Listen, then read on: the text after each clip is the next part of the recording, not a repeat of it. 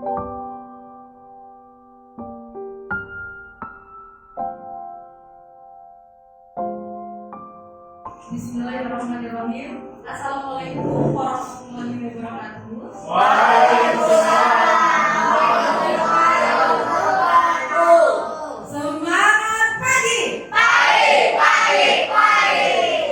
Terima kasih Bapak Ibu atas undangan kami. Yang terhormat Bapak Kepala SMK Negeri Lampung, Bapak Damri HDST. Yang kami hormati Bapak Kurikulum SMK Negeri Lampung, Bapak Dedi Eko Cahyono, Esko, serta Bapak Ibu Guru Tenaga Pendidik SMK Negeri Lampung yang berbahagia. Puji syukur kehadirat Allah Subhanahu wa Ta'ala karena pada kesempatan sore hari ini kita dapat berkumpul di ruang SMK Negeri Lampung ini dalam keadaan sehat walafiat dalam rangka penyampaian diseminasi budaya positif dari kami, saya Astri Damayanti dan Bapak Dewi Satriawan selaku calon guru penggerak angkatan 9 Provinsi Lampung. Bapak Ibu, sebelum acara kami mulai, mari kita buka acara pada sore hari ini dengan membaca lafaz basmalah. Bismillahirrahmanirrahim. Dilanjutkan doa yang akan dipimpin oleh Bapak Dewi Satriawan pada beliau.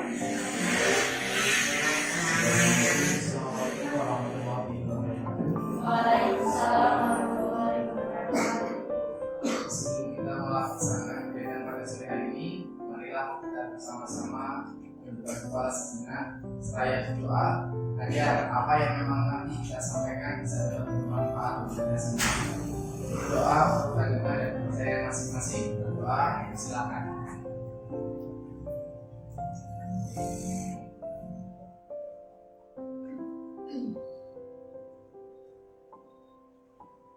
Berdoa selesai. Terima kasih. Wassalamualaikum warahmatullahi wabarakatuh. Waalaikumsalam warahmatullahi wabarakatuh. Selanjutnya yaitu sambutan yang akan disampaikan oleh Kepala SMK Negeri Lampung kepada Bapak Adang Ikan Dede.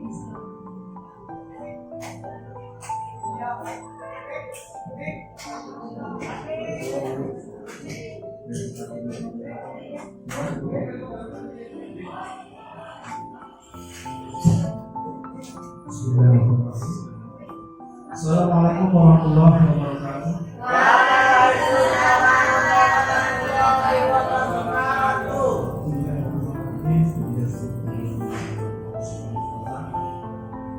Hari ini dan semua bisa supporting kawan-kawan yang di grup untuk melakukan beberapa destinasi ulama dan ulama penerapan budaya positif di masyarakat.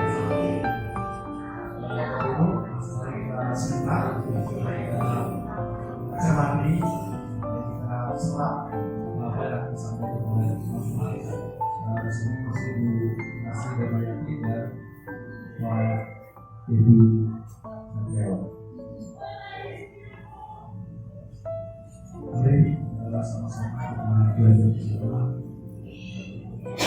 Bapak Ibu budaya positif dari seluruh nasional Assalamualaikum warahmatullahi wabarakatuh. Waalaikumsalam warahmatullahi wabarakatuh. Bapak Ibu, berdirinya kami berdua di sini tidak ada maksud untuk menggurui sama sekali. Atau kami yang paling bisa itu tidak, Bapak Ibu. Hanya mungkin kami tahu lebih dulu. Kami di sini hanya ingin menjadi teman belajar, Bapak Ibu. Di sini kami hanya memberikan informasi yang telah kami dapatkan pada program pendidikan guru penggerak angkatan ke-9. Jadi Bapak Ibu, sekali lagi kami di sini adalah sebagai teman belajar, tidak bermaksud untuk menggurui. Baik Bapak Ibu, kita mulai diseminasi budaya positif ini.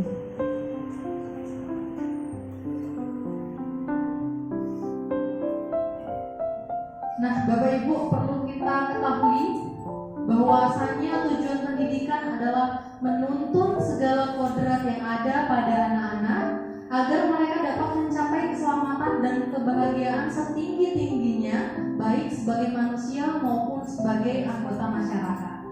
Itu adalah pengertian tujuan pendidikan dari Kiai Hajar Dewantara. Lanjut Pak. Nah, konsep inti budaya positif di sini Bapak Ibu, yang pertama ada disiplin positif dan nilai-nilai kebajikan universal. Yang kedua, teori motivasi, hukuman, dan penghargaan serta restitusi. Yang ketiga ada keyakinan kelas. Yang keempat ada kebutuhan dasar manusia dan dunia berkualitas. Yang kelima ada restitusi, di situ di dalamnya nanti akan ada 5 posisi kontrol. Yang keenam restitusi, yang di dalamnya ada segitiga restitusi itu sendiri. Lanjut Pak. Budaya positif. Nah, budaya positif merupakan nilai-nilai, keyakinan-keyakinan, dan kebiasaan-kebiasaan di sekolah yang tentunya berpihak pada murid, agar murid dapat berkembang menjadi pribadi yang kritis, penuh hormat, dan bertanggung jawab. Nah, di sini ada beberapa budaya positif yang sudah kita terapkan di sekolah ya Bapak Ibu. Yang pertama, budaya salam sapa Stella 5S. Itu alhamdulillah sudah kita terapkan di sekolah kita. Selanjutnya ada Stella bersolawat. Setiap pagi kita sudah mempunyai budaya positif, yaitu Stella bersolawat. Setelah itu ada program 4R setiap hari Jumat, diantaranya ada olah ruh, olahraga, olah rasio, dan olah rasa. Alhamdulillah kita sampai dengan hari ini, sampai dengan saat ini masih konsisten berjalan setiap hari, dari hari Senin sampai dengan hari Jumat. Kita sudah menjalankan kebiasaan-kebiasaan baik ya Bapak Ibu, dengan dukungan tentu saja dari Bapak Ibu semua, terutama dari Bapak Kepala Sekolah serta lingkungan masyarakat. Nah, ini budaya positif di sekolah kita, harapannya pembiasaan ini akan terus berkembang, terus menerus, terus konsisten kita lakukan agar menjadi ciri khas sekolah kita Bapak Ibu, dan warisan budaya sekolah kita juga. Tidak hanya dilakukan karena untuk memenuhi program semata di Bapak Ibu, tapi hal-hal ini terus kita lakukan agar menjadi warisan budaya positif di SMK Telkom Lampung. Lanjut Pak. Nah, yang pertama, eksplorasi konsepnya tentang disiplin positif dan nilai-nilai kebajikan universal. Nah, sebenarnya apa makna disiplin Bapak Ibu? Bagaimana? Disiplin itu seperti apa ya Bapak Ibu ya? Disiplin itu sama saja mentaati peraturan, boleh. Nah, sebenarnya disiplin adalah kemampuan memerintah diri sendiri dalam mengontrol dan menguasai diri untuk memilih tindakan yang mengacu pada nilai-nilai yang kita hargai dengan penuh tanggung jawab tanpa terperintah orang lain. Nah, di sini ada contoh perubahan paradigma. Kegiatan tempalan tangan cobalah buka. Jadi, mohon maaf Bapak Ibu, di antara Bapak Ibu adakah yang mau menunjukkan 2 orang untuk maju ke depan? Nanti kita akan mempraktekkan kegiatan kepalan tangan cobalah buka. Mungkin Bu Nana dengan Pak Dani boleh maju ke depan.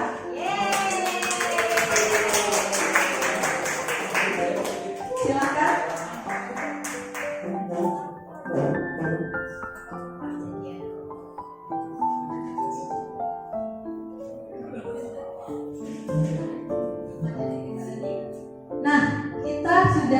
2 orang.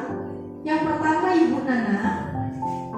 Ibu Nana akan bertugas menggenggam. Jadi di dalam tangan Ibu Nana itu bayangkan sesuatu yang sangat berharga yang Ibu Nana miliki. Jadi Ibu Nana rela atau tidak rela ketika sesuatu yang ada di genggaman tangan itu diambil orang.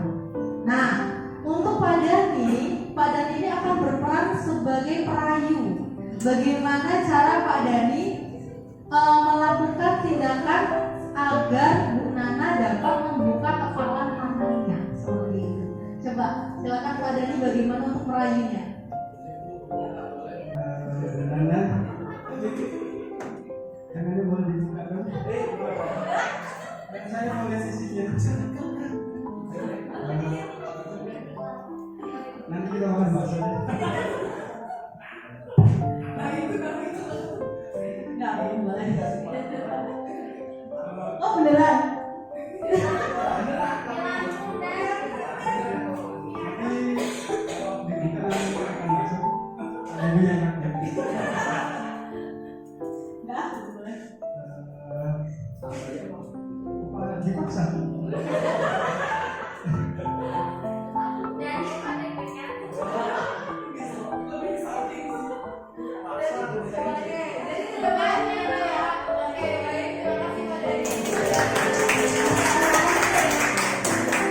Jadi ternyata tidak bisa berhasil wujudkan ancaman dari Pak Dani. Nah, mungkin sedikit Bu Nana, saya ingin bertanya kenapa sampai genggaman Bu Nana itu tidak bisa terbuka Bu Nana? Soalnya kalau saya kasih Pak Dani, saya nggak bisa. Oke, jadi sesuatu yang sangat berharga oleh Bu Nana itu tidak boleh diambil orang lain ya Bu Nana ya. Baik. Di sini ada perubahan paradigma teori kontrol atau teori pilihan ilusi kontrol. Nah, dari percobaan tadi bahwa Ibu Nana itu memiliki kontrol atas dirinya sendiri, tidak peduli dengan rayuan atau bujukan dari Pak Dani, Bu Nana tetap kekeh pendiriannya untuk mempertahankan apa yang ada pada Ibu Nana. Jadi Ibu Nana itu tidak akan membuka tangannya. Nah, hal ini sesuai dengan teori kontrol Bapak Ibu yang selama ini kita mungkin amati. Kita mengalami miskonsepsi Bapak Ibu bahwa kita berpikir kita sebagai orang dewasa nih Bapak Ibu bisa mengontrol. Ternyata itu hanya ilusi semata bahwa guru bisa mengontrol murid. Jadi kadang kita berpikir, kita beranggapan kita sebagai guru atau sebagai orang yang lebih dewasa daripada murid kita mengajar murid kita. Jadi kita memiliki kontrol penuh terhadap murid kita. Kita bisa memerintahnya, terus kita berharap murid kita itu bisa mematuhi kita. Nah, sebenarnya murid bisa mematuhi kita itu bukan karena kita bisa mengontrol murid. Murid itu bisa menjalankan perintah kita yang atas dasar kontrol dari dirinya sendiri. Jadi guru mengontrol murid itu hanya ilusi Bapak Ibu. Miskonsepsi kita harus bisa berubah. Selanjutnya, ilusi bahwa kritik dan membuat orang merasa bersalah dapat menguatkan karakter. Pada zaman dahulu kita selalu dididik keras ya Bapak Ibu, dididik dengan kekerasan, berharap orang-orang yang lebih dewasa dari kita itu bisa mendidik mental dan karakter kita. Nah, jadi mereka beranggapan kalau kita tidak dididik dengan keras, kita itu bisa lembek. Nah, padahal itu hanyalah ilusi. Tidak semua kritik dan membuat orang merasa bersalah dapat menguatkan karakter. Selanjutnya, ilusi bahwa semua penguatan positif, efektif, dan bermasalah.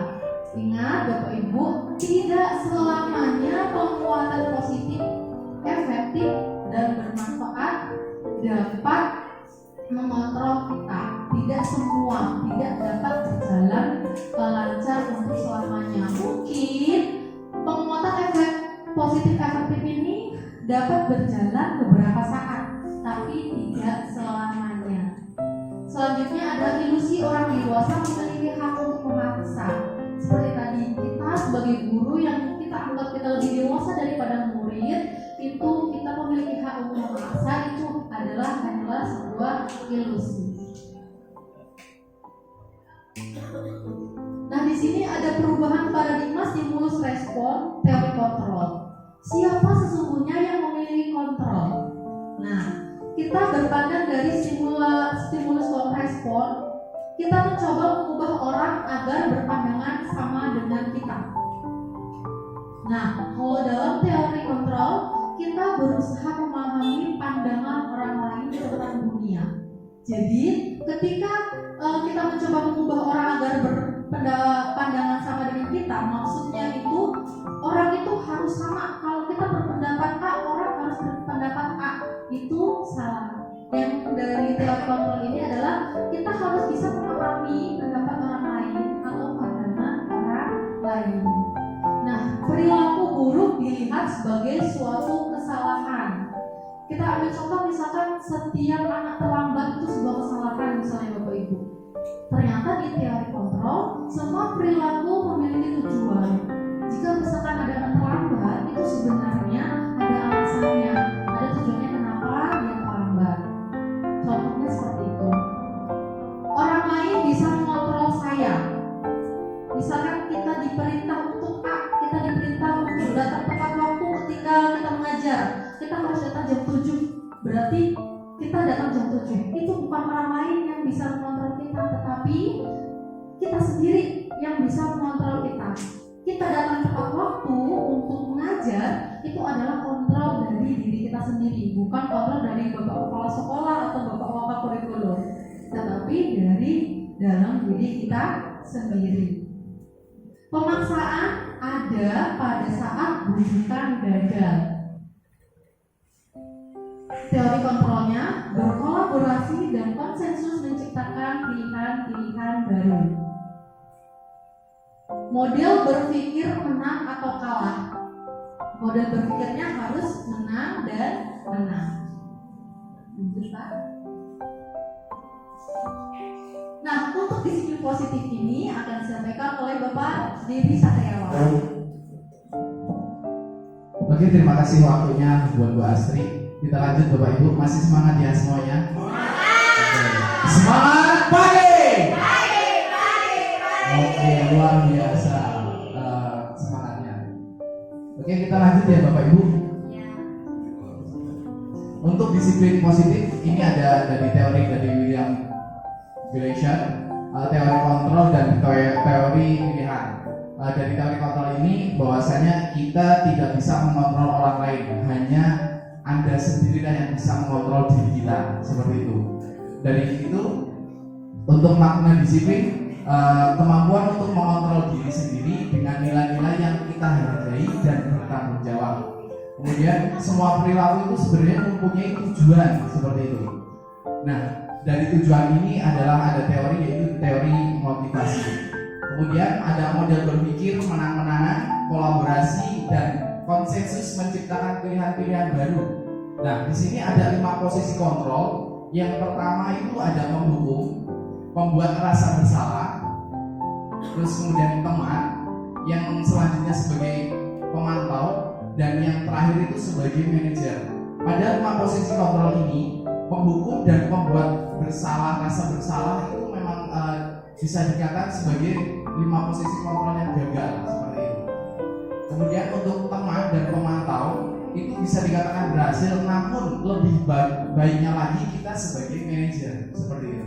Kenapa? Karena memang dalam manajer itu ini sudah luar biasa Bapak Ibu. Di dalam 5 posisi kontrol manajer ini kita bisa melaksanakan, yaitu ada segitiga restitusi untuk penerapannya, seperti itu.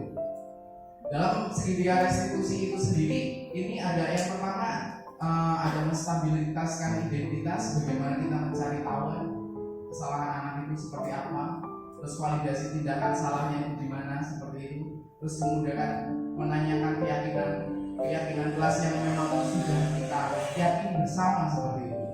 Terus kemudian ada realitas kebutuhan kita yang berbeda. Kita berusaha memahami pandangan orang lain tentang dunia. Setiap orang memiliki gambaran yang berbeda-beda. Ya, seperti itu. Karena memang dasarnya itu kita mempunyai pandangan yang berbeda. Jadi pastinya kita punya individu tertentu yang memang mungkin belum bisa terungkapkan. Nah, dari situlah ada 5 kebutuhan dasar hidup manusia. Dasar utamanya seperti ini. Yang pertama itu ada bertahan hidup, yang kedua itu ada penguasaan, yang ketiga itu kasih sayang dan rasa diterima, dan kemudian itu ada kesenangan, dan yang terakhir itu karena rasa kebebasan. Dasar utama seperti itu. Ketika memang kita nggak bisa untuk memenuhi kebutuhan dasar ini, pasti ada problem yang kita lalui seperti itu. Kemudian ada nilai-nilai kebajikan universal. Nilai-nilai kebajikan universal adalah sifat-sifat positif manusia yang merupakan tujuan mulia yang ingin dicapai setiap individunya. Nilai-nilai tersebut bersifat universal dan lintas bahasa, suku, bangsa, agama maupun latar belakangnya. Seperti itu. Setiap perilaku perbuatan pasti itu mempunyai tujuan menurut Dr. William. Seperti itu. Kemudian ada mengingatkan nilai kebajikan dengan meyakini seseorang, maka motivasi intelijensinya yang terbangun sehingga menggerakkan motivasi dari dalam untuk dapat mencapai tujuan yang mulia yang diinginkan. Menurut Diani Kastar, pada dasarnya untuk nilai-nilai kebajikan itu yang diyakini itu dari dasar diri kita sendiri, tapi bukan dari orang lain. Ketika memang itu sudah tumbuh dari dirinya sendiri, ketika memang suatu ada peraturan ataupun apa itu bisa nggak dianggap seperti itu, tapi dasarnya karena memang sudah mempunyai tanggung jawab untuk diri kita sendiri. Seperti contoh tadi yang disampaikan Bu Astri, kita datang itu bukan karena memang ada peraturan, tapi karena memang kita punya tanggung jawab untuk mengajar ataupun sebagainya seperti itu. Kita membuang sampah tahu gitu Pak, di tong sampah itu biar apa, biar bersih seperti itu. Mungkin seperti itu. Dan kemudian ada nilai-nilai kebajikan yang ingin dicapai setiap anak Indonesia, kita kenal dengan profil pelajar Pancasila. Yang pertama yaitu beriman, bertakwa kepada Tuhan Yang Maha Esa, berakhlak mulia, mandiri, bernalar kritis, berkebinekaan global, bergotong royong, serta kreatif. Itulah tujuan utama kita.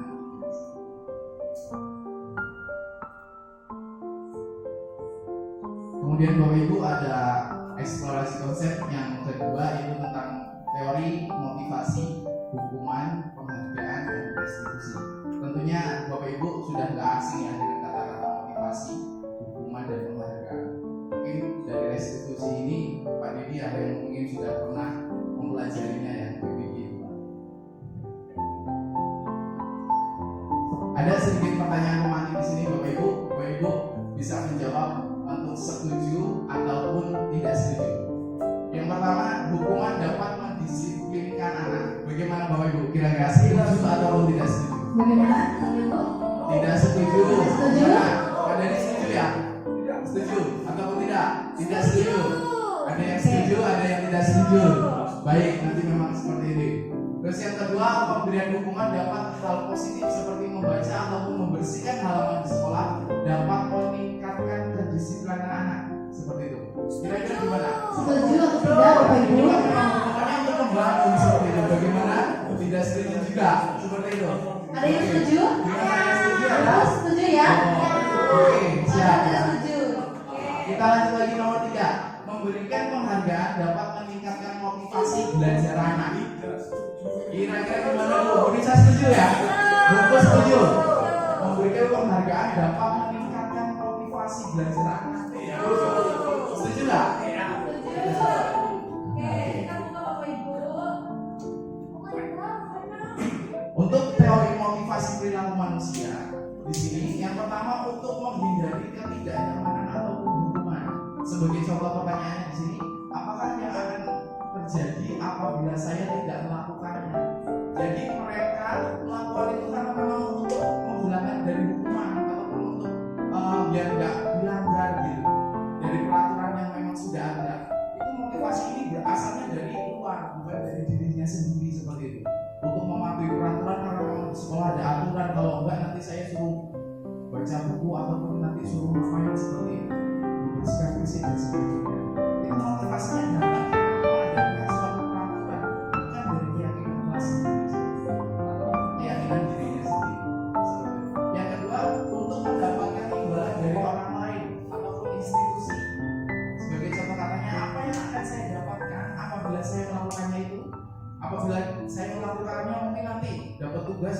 dari Pak Didi, kalau udah yang paling cepat dapat pulsa 10.000 atau berapa, saldo link aja ataupun yang lainnya, dapat coklat juga mungkin bisa jadi. Jadi motivasi anaknya itu bukan karena memang dari dirinya, tapi karena dari dapat imbalan kayak gitu, seperti itu. Itu sama halnya dengan motivasi eksternal, bukan pada tujuan utamanya seperti itu. Terus kemudian yang ketiga itu penghargaan untuk diri sendiri. Sebagai contoh pertanyaannya, saya akan menjadi orang yang seperti apa bila saya melakukannya. Inilah yang sebenarnya seperti itu. Motivasi ini datang dari diri sendiri, bukan karena orang lain seperti itu, bukan karena memang ada imbalan ataupun karena takut dengan hukuman seperti itu. Terus di depan ada sebuah kata yang memang mencerminkan kata ini adalah kata merdeka. Kira-kira apa yang memang di pikiran Bapak Ibu sekalian dengan kata-kata merdeka ini?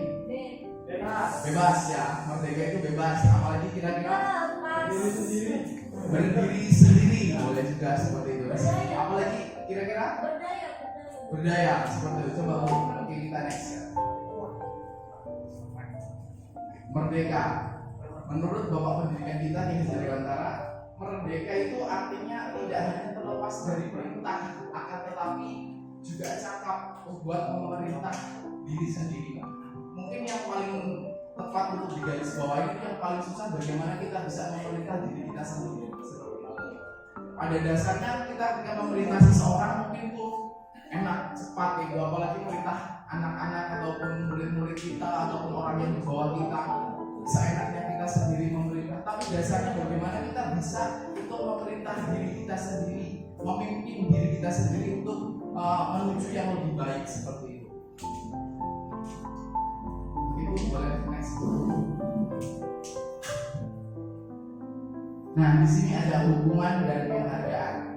Bahwasanya penghargaan berlaku sama dengan hukuman, dalam arti meminta untuk membujuk seseorang melakukan sesuatu, memenuhi suatu tujuan tertentu dari orang yang meminta ataupun yang membujuk. Dorongan eksternal dan akan ada faktor ketergantungan. Beberapa dampak dari pemberian penghargaan menurut ahli Kohan 1993. Dan di sini Bapak Ibu, hukuman ataupun penghargaan itu ada dampak pengaruh jangka pendek dan juga pengaruh jangka panjang. Yang pertama itu ada penghargaan mengurangi ketepatan seperti itu. Ketika kita sering memberikan penghargaan kepada siswa, motivasi yang ada itu bukan untuk hasil yang didapat, tapi bagaimana kita mendapatkan penghargaan itu sendiri seperti itu. Dan juga penghargaan yang mendapatkan hukum. Terus kemudian ada penghargaan merusak hubungan, dan selanjutnya ada penghargaan itu yang tidak efektif seperti itu. Di sini ada bentuk program kebajikan apresiasi yang memang ketika memang kita memberikan suatu penghargaan memang harus kita lihat seperti itu. Dalam memberikan apresiasi ataupun pengakuan perlu diingat beberapa hal seperti ini. Yang pertama, beri pengakuan secara khusus. Jadi ketika memang memberikan suatu penghargaan kita memang khususkan anak yang tertentu seperti itu, dan juga memang tidak terlihat dari yang lainnya seperti itu. Terus beri pengakuan secara pribadi sama halnya seperti itu. Terus kemudian memberikan pengakuan kepada semua murid. Ketika memang kita mau memberikan suatu penghargaan itu semuanya, tidak cuma satu-satu yang memang bergantian seperti itu. Memberi pengakuan secara konsisten dan fokus pada proses, bukan untuk hadiahnya ataupun apa, tapi bagaimana kita untuk bisa melalui proses yang memang ada.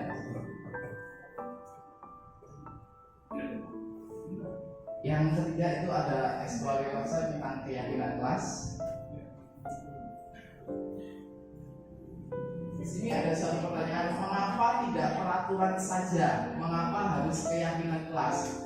Tadi sempat dibahas ya tentang mengapa tidak suatu peraturan ataupun mengapa harus keyakinan kelas saja seperti itu. Bisa ada suatu kata pemantik di sini, mengapa kita memiliki peraturan harus menggunakan helm bila mengendarai kendaraan bermotor?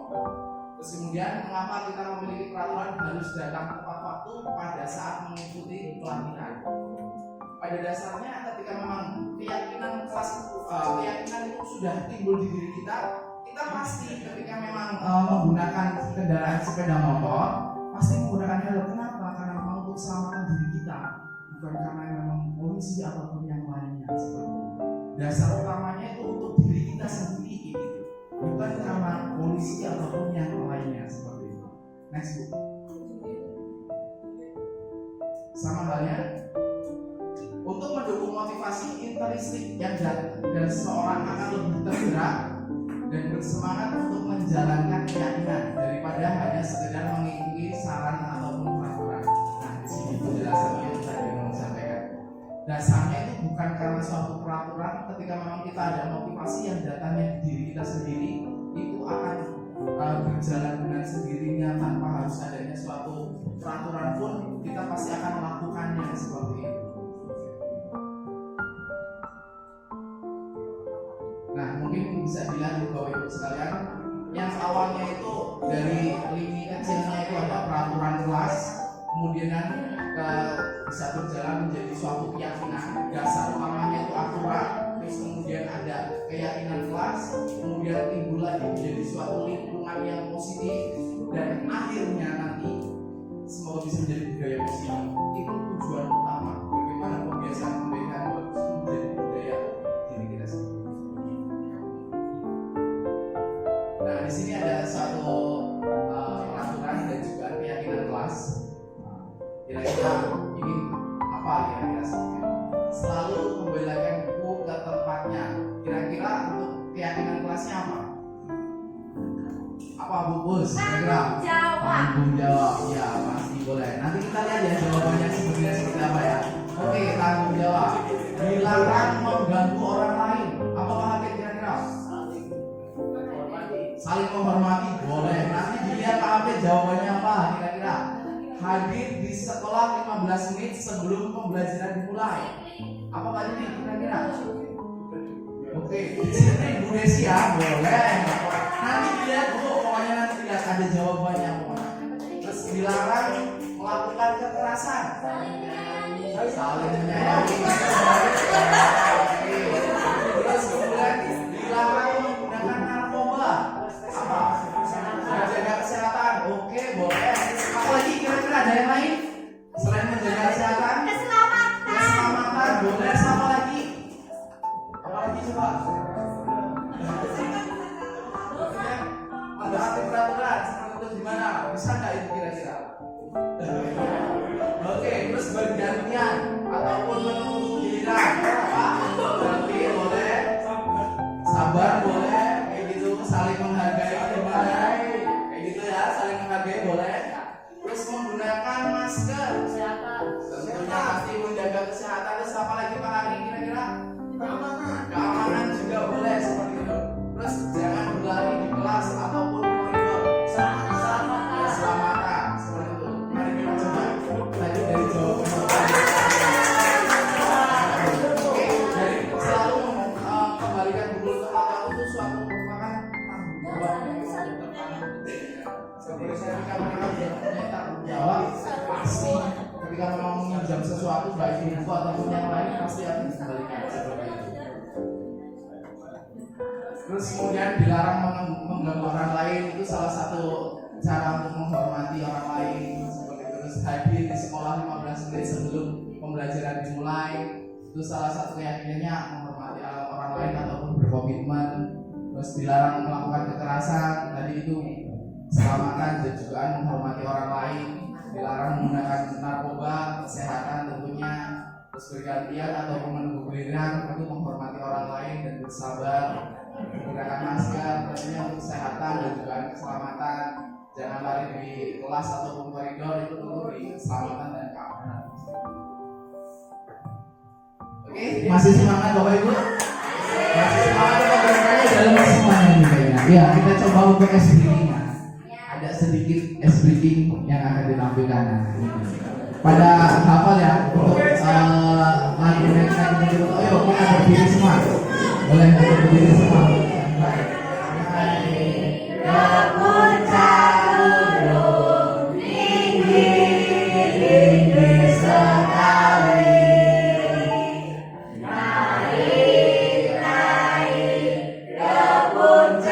Go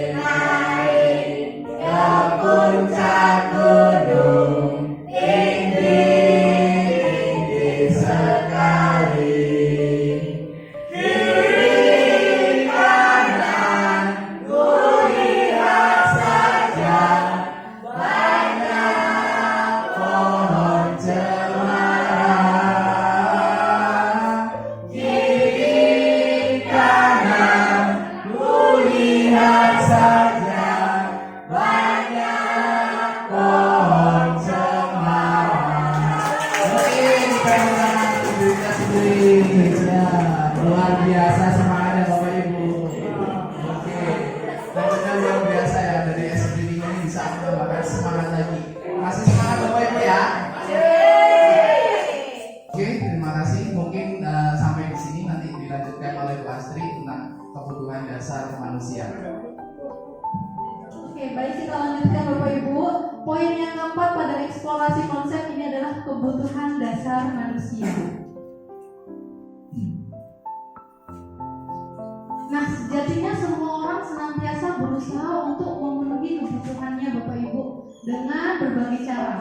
Bila mereka tidak bisa mendapatkan kebutuhannya dengan cara yang positif, mereka bisa melanggar peraturan atau melakukan hal-hal yang tidak sesuai dengan nilai-nilai kebajikan.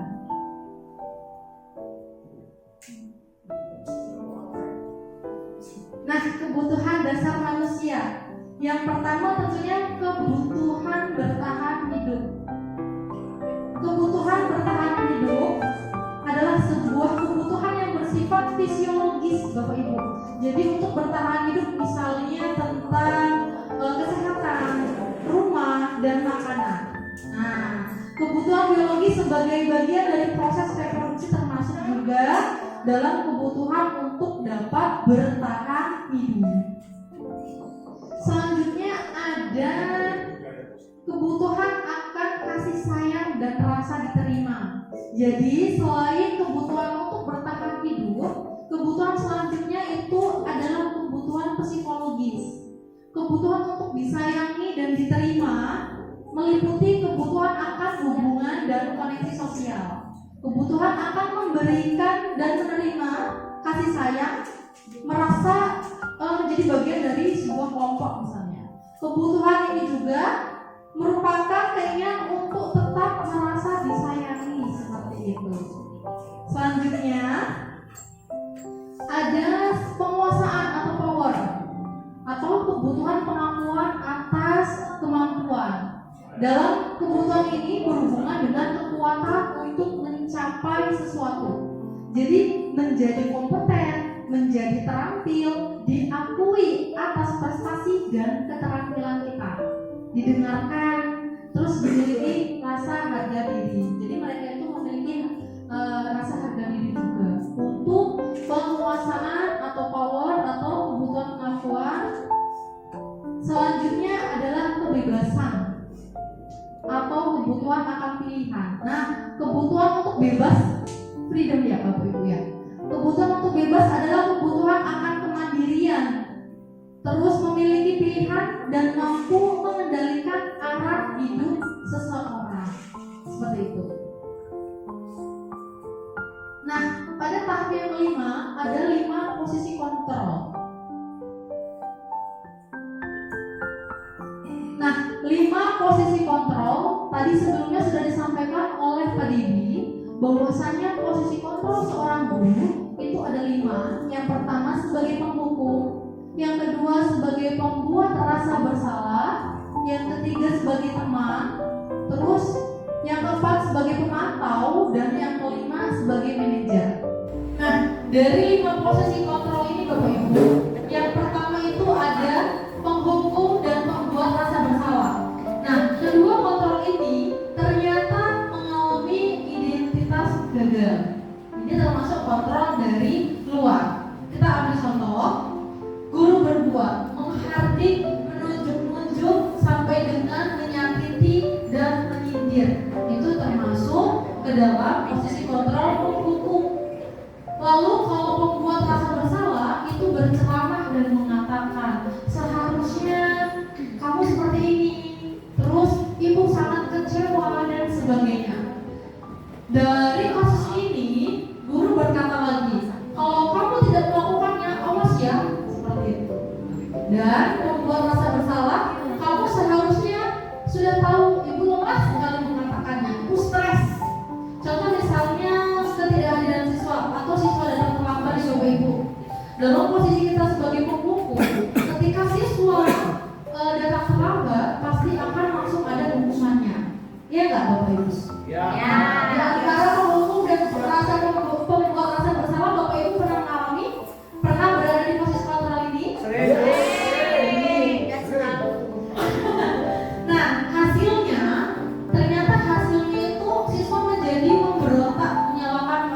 dan berbohong.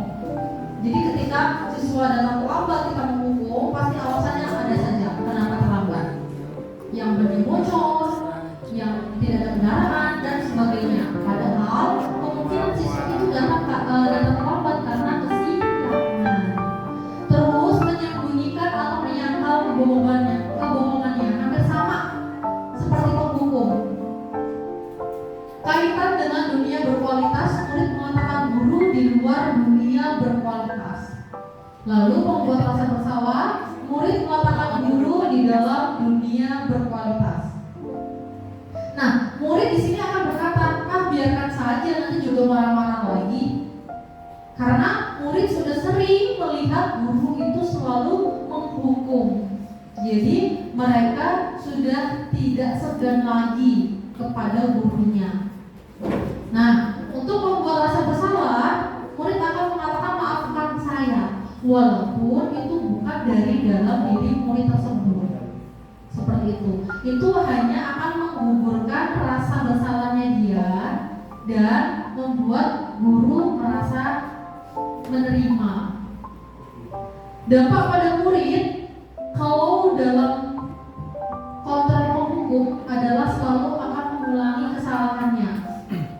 Dan untuk membuat rasa bersalah, merasa rendah diri. Nah, jadi Bapak Ibu, untuk kontrol penghukum dan membuat rasa bersalah itu termasuk identitas gagal. Dan untuk kedepannya semoga kita tidak memakai kedua kontrol ini lagi. Lalu ada identitas berhasil atau sukses, kontrol dari luar. Nah, di sini sebenarnya mengharapkan imbalan atau ketergantungan pada orang lain. Dua kontrol ini, teman dan pemantau, sebenarnya sudah termasuk identitas berhasil dan sukses. Nanti akan kita lihat apakah dua kontrol ini akan efektif jika kita pakai. Yang pertama menjadi teman dan yang kedua menjadi pemantau. Kita akan melihat perbedaannya. Guru membuat alasan-alasan untuk mau muridnya. Jadi posisi guru di sini sebisa mungkin jadi teman muridnya. Ketika murid bersalah dengan guru A, kita sebagai gurunya atau sebagai wali kelasnya akan membelanya, membuat alasan-alasan untuk anaknya seperti itu. Nah, pemantau itu menghitung dan mengukur. Jadi ketika anak bersalah dengan guru A, kita itu sebagai menghitung dan mengukur tingkat kesalahannya dulu. Seperti itu. Nah, guru berkata lagi, ayolah lakukan demi ibu. Masa kamu tidak mau? Ingat tidak ibu pernah bantu. Nah, di sini juga guru sebagai teman. Nah, ketika kita berbicara seperti ini, pasti anak akan merasa, oh iya, ibu ini kan sudah membantu saya, masa saya tidak bisa membantu ibu juga seperti itu. Karena ibu ini sudah menganggap saya sebagai teman, sebagai rekannya seperti itu. Nah, pemantau jika anak berbuat salah itu apa peraturannya? Kita akan memantau anak berbuat salah. Kita tidak langsung mengajarkan itu salah atau menghukum dan sebagainya. Kita akan memantau dengan cara apa peraturannya sih sebenarnya seperti itu. Hasilnya anak selalu ketergantungan dengan kita. Apabila kita menjadi teman, saya salah ketika tidak menggunakan sepatu kemarin, tidak menggunakan sepatu warna hitam, saya tetap dibela dengan guru saya. Berarti besok nggak apa-apa deh, saya tidak menggunakan sepatu hitam lagi. Nanti saya ngadu dengan ibu A lagi. Jadi biar saya dibantu lagi, biar saya tidak kena hukuman lagi. Jadi anak itu ketergantungan dengan kita. Pemantau menyesuaikan diri bila diawasi. Jadi anak ini akan menaati peraturan jika diawasi oleh kita. Seperti tadi yang saya contohkan, membuang sampah pada tempatnya itu jika kita lihat atau jika di sampingnya ada guru. Tapi kalau misalkan tidak ada guru, mungkin sebaliknya dia bisa membuang sampah sembarangan lagi. Murid meletakkan guru sebagai orang yang sangat penting di dunia berkualitas untuk posisi teman. Dan untuk posisi pemantau, murid meletakkan guru sebagai peraturan dan hukum di dunia berkualitas. Lalu saya pikir Bapak Ibu teman saya ternyata begitu. Seperti itu. Kalau itu untuk posisi teman. Dan posisi pemantau, berapa banyak bintang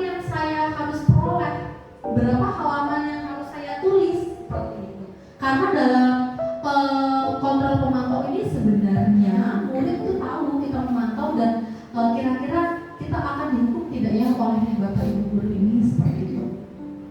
Terus yang terakhir, jika kontrol kita sebagai teman, dampak kepada murid itu murid menjadi lemah, tidak mandiri dan bergantung dengan orang lain. Kalau untuk sebagai pemantau, dampak pada murid menitik beratkan pada sanksi atau hadiah untuk dirinya. Jadi mungkin untuk kontrol sebagai teman itu boleh saja Bapak Ibu, tetapi kita melihat konteksnya, apakah itu efektif atau tidak efektif. Dan kontrol yang kelima, identitas berhasil atau suksesnya adalah manajer. Di sini bisa menghargai diri sendiri. Nanti kita akan tahu kita harusnya sebagai penghukum, pembuat rasa bersalah, teman, pemantau atau manajer. Nah, jadi di sini guru berbuat mengajukan pertanyaan-pertanyaan terlebih dahulu. Contohnya jika anak berbuat kesalahan, pertama yang akan kita lakukan adalah mengajukan pertanyaan-pertanyaan. Kenapa anak ini berbuat kesalahan? Maka kedua, apa yang kita yakini, apa yang bisa kamu kerjakan untuk memperbaiki masalahnya. Jadi kita tidak langsung menghukum, kita menanyakan. Ketika kita sudah mengajukan pertanyaan, anak itu sudah menjawab, lalu kita bisa mengajukan apa yang kita yakini atau apa yang kita yakini untuk tidak membuat kesalahan itu lagi. Terus hasilnya itu bisa menguatkan pribadi murid. Nah, murid meletakkan dirinya sebagai individu yang positif dalam dunia berkualitas Bapak Ibu jika di posisi manajer. Terus murid berkata, bagaimana caranya saya bisa memperbaiki keadaannya. Jadi kita tidak langsung memberikan solusi kepada murid. Kita berikan kesempatan kepada murid untuk memberikan solusi dari perbuatannya, seperti itu. Dan dampaknya pada murid bisa mengevaluasi diri, bagaimana cara memperbaiki diri. Jadi murid bisa belajar dari kesalahannya sampai bisa mengatasi kesalahannya sendiri.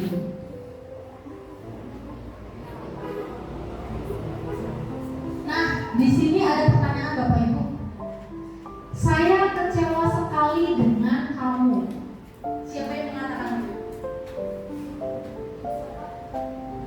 Saya kecewa sekali dengan kamu. Buat rasa bersalah, Bu. Rasa bersalah. Oke, nanti kita cek ya.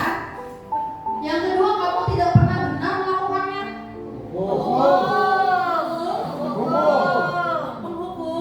Oke, nanti kita cek. Ayolah, lakukan demi yang mana?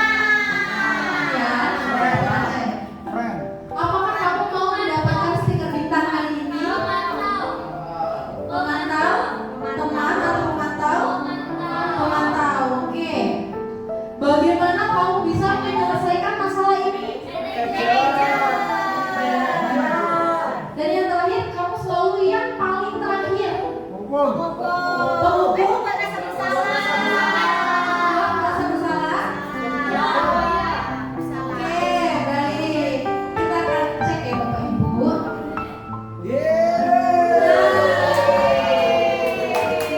Dari kita Bapak Ibu, poin yang pertama, saya kecewa sekali dengan kamu. Itu adalah membuat orang merasa bersalah. Kamu tidak pernah benar melakukannya. Apa Bapak Ibu? Pernah Bapak Ibu? Sering.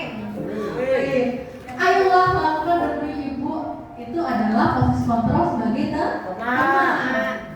Apakah kamu mau mendapatkan stiker bintang hari ini? Yaitu dari pemantau. Bagaimana kamu bisa menyelesaikan masalah ini? Manajer. Dan kamu selalu yang paling terakhir adalah sebagai penghukum. Baik. Nah, di sini bergerak antara peraturan pemantau, konsekuensi atau hadiah, nilai-nilai manajer, memperbaiki.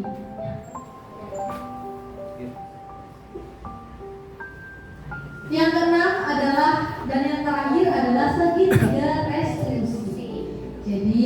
dalam posisi kontrol itu ada segitiga restitusi.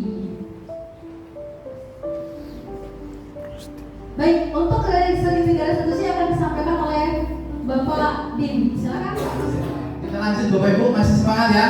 Semangat pagi! Pagi. Luar biasa semangatnya. Oke, kita lanjutin di eksplorasi konsep yang keenam, yaitu segitiga restitusi.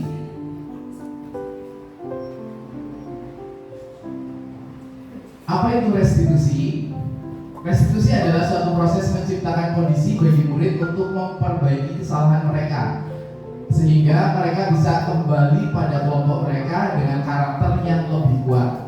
Restitusi juga merupakan proses kolaboratif yang mengajarkan murid untuk mencari solusi untuk masalah mereka dan membantu murid berpikir tentang orang seperti apa yang mereka inginkan. Tujuan kuliah tentunya Bapak Ibu, dan bagaimana mereka harus memperlakukan orang lain. Seperti itu. Di sini ada 9 ciri-ciri restitusi. Yang pertama, bukan untuk menebus kesalahan, namun untuk belajar dari kesalahan. Kemudian untuk memperbaiki hubungan. Yang ketiga, tawaran bukan paksaan. Yang keempat, restitusi menuntun untuk melihat ke dalam diri. Yang kelima, restitusi mencari kebutuhan dasar yang mendasari atas tindakan. Yang keenam, restitusi diri adalah cara yang paling baik. Terus kemudian ada restitusi fokus pada karakter, bukan pada tindakan. Selanjutnya, restitusi berfokus pada solusi. Yang terakhir, restitusi mengembalikan murid yang berbuat salah pada kelompoknya. Nah, ini diharapkan nanti Bapak Ibu bisa menerapkan restitusi ini. Nah, di sini ada perbedaan antara hukuman dan konsekuensi. Ini adalah suatu tindakan guru. Ini apakah bisa dicoba untuk menjawab lagi Bapak Ibu sekalian? Ini sebuah hukuman ataupun sebuah konsekuensi. Yang pertama, mencatat 100 kali di dalam buku kalimat "saya tidak akan terlambat lagi karena terlambat ke sekolah". Gimana kira-kira Bapak Ibu? Hukuman. Kenapa gimana? Hukuman ya Pak Hafid ya? Oke, siap, hukuman. Kita nanti coba lihat jawabannya Bapak Ibu. Kita cross check lagi pokoknya. Lari mengelilingi lapangan basket 2 kali karena terlambat hadir di sekolah. Konsekuensi atau hukuman? Hukuman atau konsekuensi? Hukum gimana? Hukuman fokus. Oke. Nanti kita coba. Murid diminta untuk push up 15 kali karena tidak menggunakan masker ke sekolah. Hukuman. Terus kemudian menggantikan kertas tugas teman yang telah dicoret-coret. Semua sudah. Membersihkan tumpahan air di meja tulis karena tersenggol pada saat belajar. Konsekuensi. Murid disuruh untuk mengenakan sepatu seharian di sekolah karena tidak mengenakan sepatu hitam. Hukuman. Lari mengelilingi lapangan basket 2 kali karena terlambat 10 menit untuk pelajaran PJO. Boleh. Mari kita lihat jawabannya.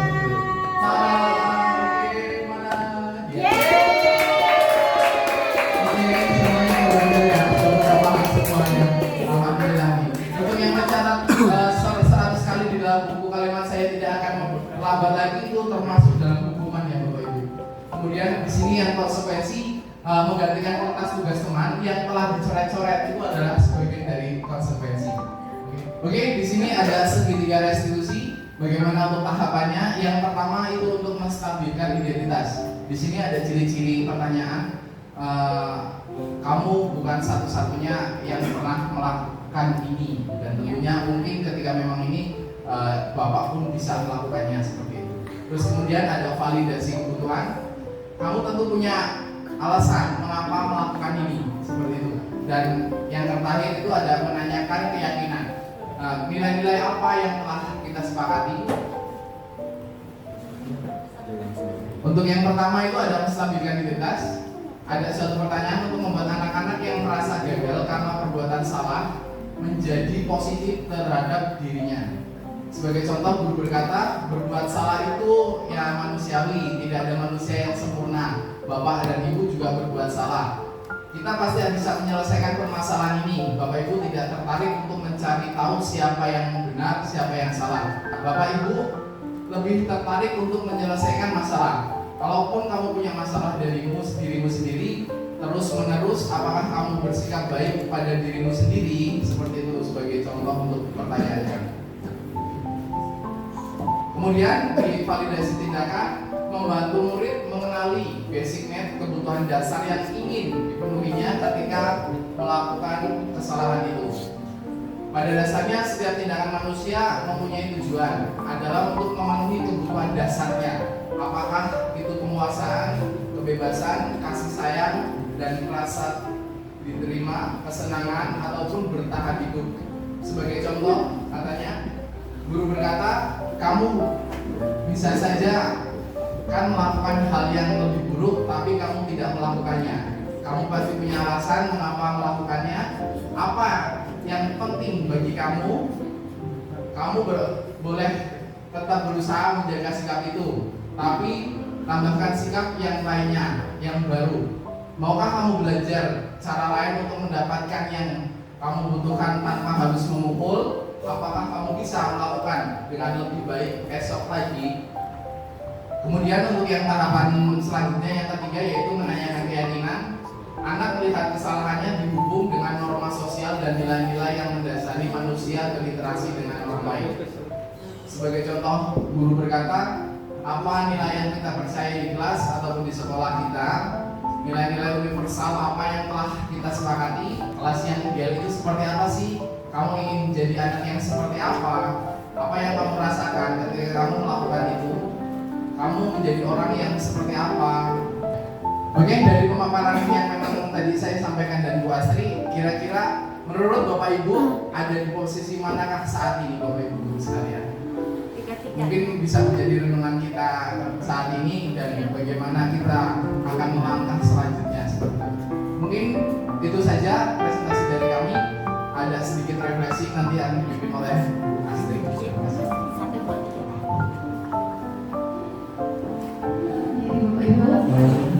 Dari pertanyaan ini, menurut Bapak Ibu ada di posisi mana saat ini Bapak Ibu guru sekalian? Apakah menjadi seorang penghukum, pembuat merasa bersalah, sebagai teman, sebagai pemantau, atau sebagai manajer? Nah, selanjutnya akan ada refleksi dan umpan balik Bapak Ibu. Nanti akan dibagikan sticky note ini dan oleh Pak Debi. Bapak Ibu mohon tuliskan poin 1 sampai dengan 6. Hal baru apa yang mengubah paradigma saya yang saya dapatkan? Perasaan apa yang muncul selama mengikuti sesi ini, khususnya mengenai makna disiplin dan motivasi intrinsik? Peran Among seperti apakah yang saya telah lakukan selama ini? Saya akan menjadi Among yang seperti apakah setelah saya mengikuti sesi ini? Bagaimana pendapat saya tentang isi materi dan cara penyampaiannya? Yang terakhir, saran saya untuk pemateri adalah, silakan Bapak Ibu.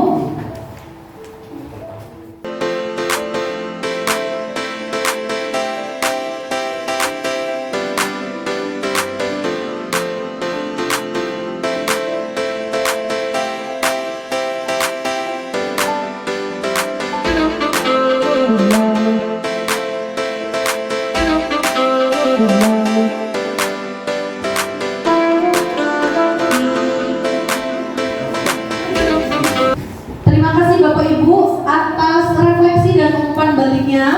Untuk poin pertama, kami ingin mendengar refleksi dan umpan balik dari Ibu Nisa.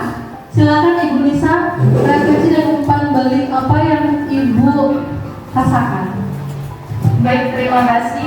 Setelah menyimak penjelasan dari Pak Dedi dan Bu Astri, ternyata banyak sekali hal baru yang dipelajari ya. Seperti ternyata guru itu ternyata punya 5 kontrol diri. Nah, tinggal kita merefleksikan sebenarnya kita itu sekarang ini berada di posisi yang mana itu.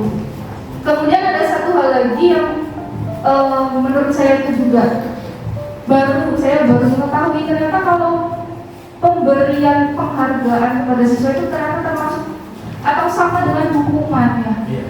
Ya, seperti itu. Mungkin itu saja sih yang refleksi dari saya yang bisa saya sampaikan. Dan umpan baliknya. Untuk poin yang kedua mungkin Pak Dedi mohon untuk memberikan refleksi dan umpan baliknya. Baik, terima kasih atas waktu yang diberikan dan juga kesempatan untuk bisa menjadi salah satu peserta pembahasan. Terkait dengan pertanyaan di sana, perasaan apa yang muncul selama ini mengikuti sesi ini? Tentu sangat senang ya. Kemudian khususnya mengenai makna disiplin yang selama ini kita melihat disiplin itu angker, disiplin itu serang, disiplin itu tegang, tapi dengan pemaparan materi tadi ternyata disiplin itu bisa diterapkan dalam bentuk membangun keyakinan dalam diri. Kemudian terkait dengan motivasi intrinsik ya, artinya yang paling penting dalam diri kita itu adalah motivasi yang berasal dari dalam diri kita. Dengan itu motivasi itu akan lebih kekal, lebih lama dan lebih punya kekuatan ketimbang motivasi yang berasal dari eksternal yang barangkali itu justru akan mengubah identitas kita. Barangkali itu yang bisa saya sampaikan. Terima kasih. Terima kasih Pak Budi. Untuk poin yang ketiga, mohon Bu Puswita untuk memberikan refleksi dan umpan baliknya. Silakan Bu Pus. Terima kasih Bu Asri Pak Devi atas waktunya untuk menyampaikan refleksi poin nomor 3. Peran AMO seperti apakah yang telah saya lakukan selama ini? Peran AMO yang sudah saya lakukan kadang pemantau, kadang pemberi hukuman, kadang merasa bersalah. Seperti itu Bu Asri. Terima kasih. Terima kasih Bu Puswita atas refleksi dan umpan baliknya. Untuk poin keempat, mohon kepada Ibu siapa ya? Ibu Nana untuk memberikan refleksi dan umpan baliknya. Bu Nana, silakan. Baiklah, terima kasih Bu Astri untuk refleksi dan umpan baliknya.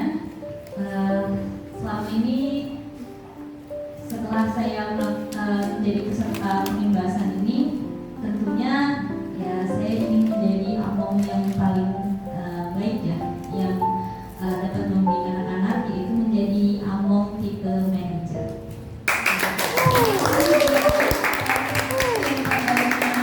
Untuk poin kelima dan poin keenam, kami mohon kepada Bapak Adam Hyanda untuk memberikan refleksi dan umpan baliknya. Untuk poin yang kelima, bagaimana pendapat saya tentang isi materi dan cara penyampaiannya? Isi materinya luar biasa, ini daging banget ya. Dan ini materi yang wajib setiap guru dapatkan sebelum guru masuk ke kelas. Dan cara penyampaiannya meskipun agak rumit sedikit tapi bagus. Kemudian saran saya untuk materi adalah diharapkan pemateri bukan hanya di depan memaparkan materi seperti ini, juga menjadi agen perubahan kontribusi yang diharapkan. Terus materi yang disampaikan ini dapat menginfluence semua guru-guru di SMK dan Kom Lampung.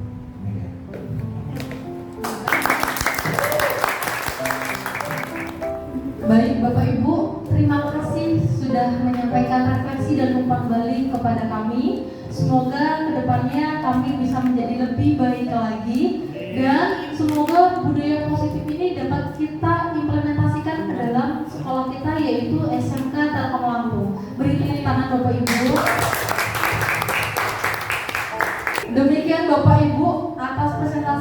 dari kami tentang budaya positif semoga dapat diimplementasikan ke dalam sekolah kita dan semoga bermanfaat untuk kita ke depannya. Amin ya rabbal alamin. Saya pribadi bersama Bapak Debi mengucapkan banyak terima kasih atas waktu yang telah diberikan untuk kami. Sekali lagi kami di sini sebagai teman belajar Bapak Ibu. Kami mohon maaf atas segala kesalahan baik ucapan atau perbuatan dan kami akhiri. Wassalamualaikum warahmatullahi wabarakatuh. Semangat pagi.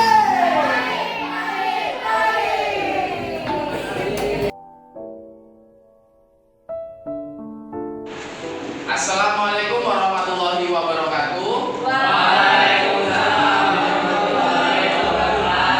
Gimana kabarnya hari ini? Sehat semua? Oke, pada kesempatan pagi hari ini kita akan melaksanakan tentang keyakinan kelas. Sudah pada tahu belum tentang keyakinan kelas? Apa itu keyakinan kelas? Kesepakatan kelas, Pak. Oke, ya pernah ya minggu lalu kita sudah melaksanakan kesepakatan kelas dan di minggu ini kita akan mencoba untuk keyakinan kelas. Yang pertama itu ada peraturan kelas, yang kedua ada kesepakatan kelas, dan yang ketiga itu ada keyakinan kelas. Apa itu pembedanya? Kalau peraturan kelas biasanya itu adanya dari wali kelas ya semuanya. Terus kalau keyakinan dari kita, tapi itu masih ada campur tangan yang lainnya juga. Tapi dengan keyakinan kelas ini, kalau keyakinan ini dari diri kita sendiri, kayak gitu. Dari diri kita sendiri, dari hati kita sendiri yang akan disepakati bersama nantinya. Oke, bisa dilihat nih. Keyakinan kelas merupakan suatu nilai-nilai kebajikan universal yang telah disepakati secara tersirat dan tersurat, lepas dari adanya latar belakang suku, agama, negara, bahasa maupun juga agama. Jadi dari semuanya itu perbedaan agama, suku apapun itu melebur jadi satu. Kayak gitu. Nanti ketika memang ada suatu keyakinan kelas ini, kita bisa sepakati bersama seperti itu. Terus keyakinan kelas dibuat secara bersama-sama dengan seluruh siswa yang mempunyai nilai-nilai kebajikan yang dapat dipercaya. Jadi semuanya itu nanti bisa dipercaya gitu. Ketika memang sudah disepakati bersama dan juga nanti diseleksi dari semuanya itu nanti kita sepakati bersama seperti itu.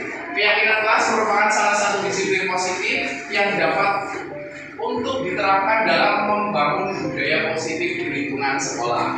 Oke, itu salah satunya. Intinya dari keyakinan kelas itu untuk membangun budaya positif ataupun kebiasaan-kebiasaan positif seperti itu. Oke. Oke, dari sini ada tujuan penerapan keyakinan kelas. Yang pertama itu adalah mewujudkan merdeka belajar kepada anak, dan anak akan diberi kebebasan untuk mengemukakan pendapat tentang keyakinan kelas apa saja yang mereka inginkan, serta menuangkan ide, pendapat dan juga gagasan mereka secara terbuka, secara demokratis.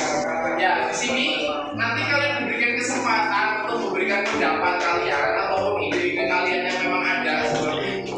Nanti Bapak kasih kertas satu-satu, di situ kalian tuangkan seperti apa keyakinan kelas yang seperti apa yang kalian inginkan. Seperti itu ya. Kemudian untuk mewujudkan disiplin positif kepada anak, yang kemudian akan menjadi budaya positif di mana anak dapat menjelaskan keyakinan kelas yang telah disepakati bersama dengan kesadaran diri dan tanpa adanya tekanan. Jadi keyakinan kelas itu dasarnya dari kalian. Makanya dari itu kami sampaikan, tuliskan semuanya apa yang ada di pikiran kalian, mau seperti apa. Dan tentunya itu hal-hal positif itu yang ada nanti ada menjadi kebiasaan untuk kalian seperti itu. Paham ya semua ya? Paham.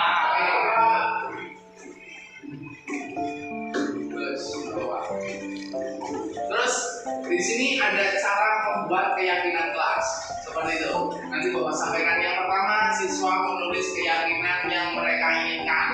Terus kemudian guru dan siswa mengulas keyakinan yang telah tertulis. Nanti Bapak ulas juga setelah memang ada hasilnya.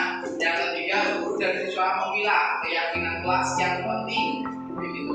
Jadi bukan semuanya nggak penting, tapi kita untuk sepakatan bersama kayak gitu ya. Memang hal-hal yang memang harus kita sepakati, yang ini memang tidak perlu karena memang sudah sama dengan yang lainnya seperti itu. Yang selanjutnya, mengubah keyakinan kelas menjadi kalimat positif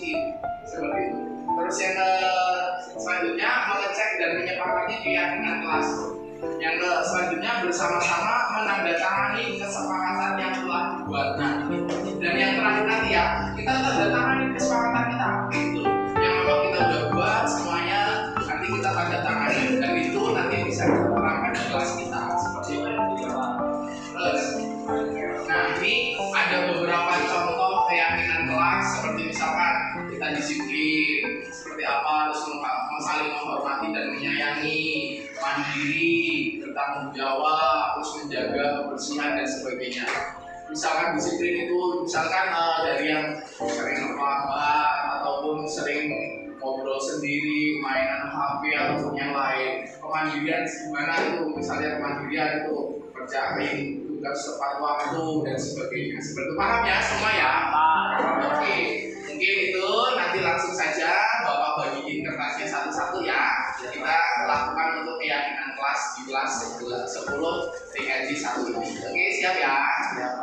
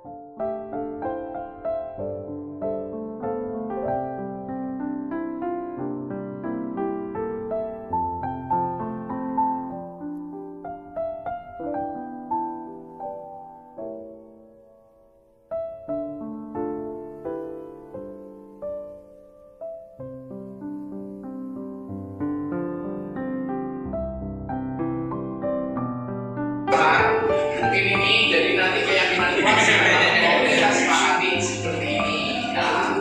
Nanti bisa ditulis semuanya kayak gitu dan nanti kita bisa didapatkan ke sana. Dan tentunya ya ini untuk demi kalian kayak gitu. Ketika kalian bisa menyepakati ini menjalankan keyakinan ini, insya Allah tidak ada kendala seperti apa. Oke ya, nah hari ini setelah kita yakini dan memang ada keyakinan kelas ini, kita akan melaksanakan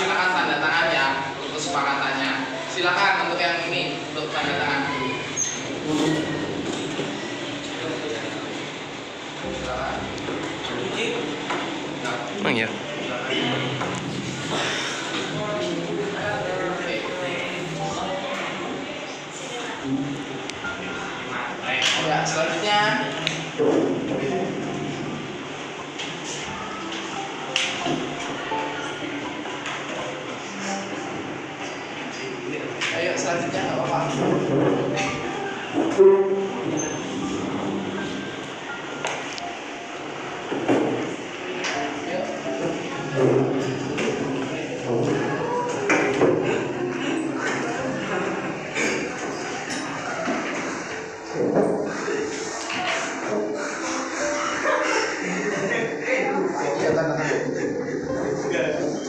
Ayo.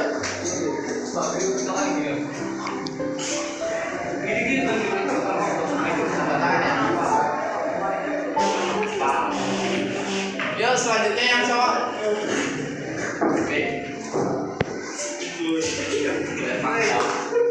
Namanya sesuai dengan nama.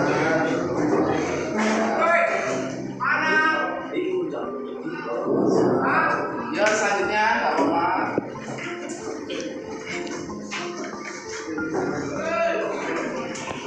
Belakangnya ada semua.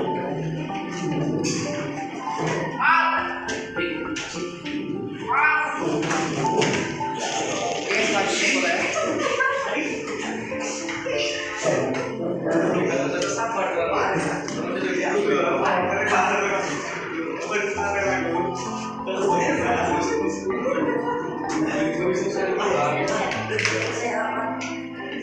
Yuk selanjutnya.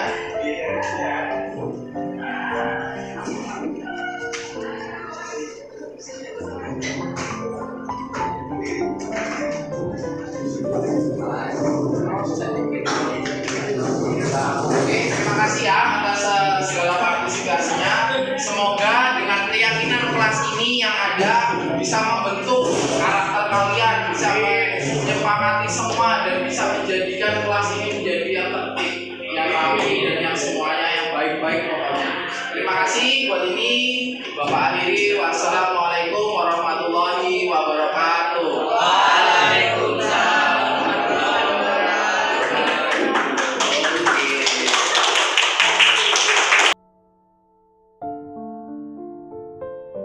Assalamualaikum warahmatullahi wabarakatuh. Perkenalkan nama saya Muhammad Fauzan dari kelas 10 GD 1. Assalamualaikum warahmatullahi wabarakatuh. Perkenalkan nama saya Desta Amelia dari kelas 10 GD 1. Assalamualaikum warahmatullahi wabarakatuh. Perkenalkan nama saya Farah Hadi Diana dari kelas 10 GD 1. Perkenalkan nama saya Desya Nadia dari kelas 3 GD 1. Tentunya sangat senang. Sangat antusias. Yuk. Sangat bersemangat. Sangat senang. Menurut saya itu sangat penting. Kalau menurut saya penting sekali. Sangat penting. Tentu saja penting. Menurut saya sangat penting untuk dilakukan, dapat menumbuhkan sikap disiplin. Menurut saya sangat penting dilakukan karena dapat menunjukkan sikap positif. Ya, karena dapat menunjukkan sikap tanggung jawab. Menurut saya sangat